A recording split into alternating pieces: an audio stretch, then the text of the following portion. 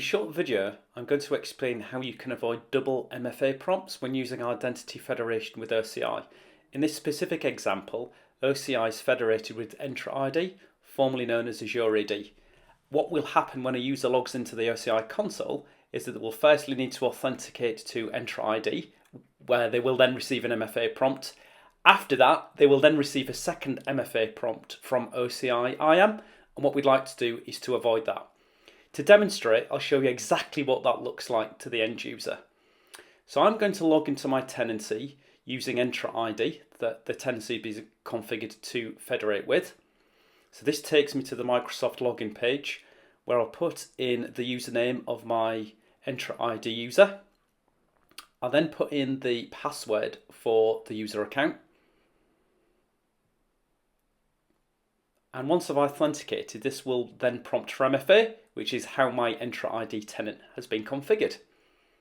Now what I'll need to do here is then go to the Authenticator app on my mobile device and enter the number to approve the request so that I can then be authenticated.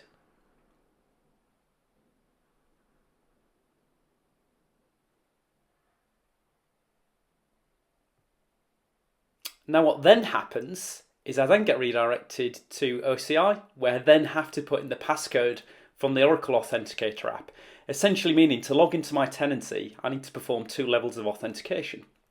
This is obviously not desirable for an end user, so what we'll do in this specific case is configure it so that when a federated user logs into the tenancy, they do not have to perform MFA against OCI IAM because they've already performed that against Entra ID.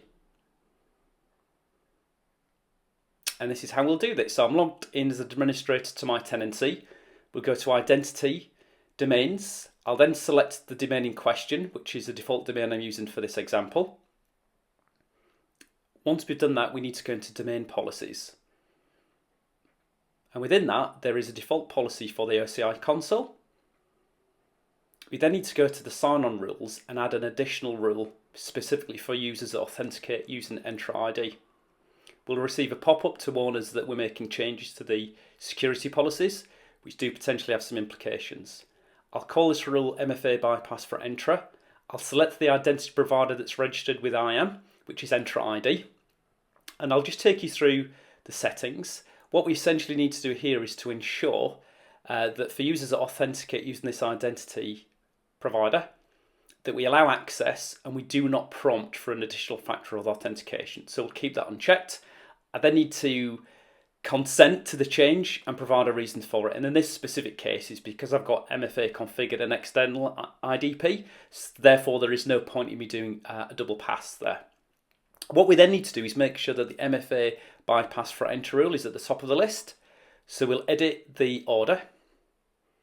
And what I'll do here is set the priority for 1 for the new rule that we've created and change the 2 rules so that they fall sequentially afterwards. So MFA for administrators would then fall after the bypass rule, and then finally MFA for all users. We'll then sign out because I've done the administration work. And as a next step, what we'll do is we'll log in again as the test user that I got with Entra ID. So again, we go to the Microsoft login page. I provide the user account. I then provide the password for the Entra ID account in question.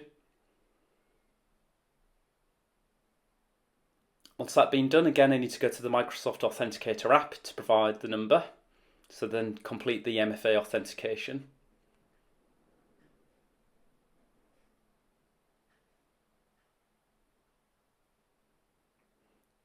Once that's completed, what you'll notice this time is they do not get prompted for multi-factor authentication specifically for IAM.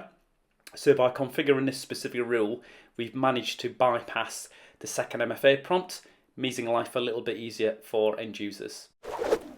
Thank you for watching.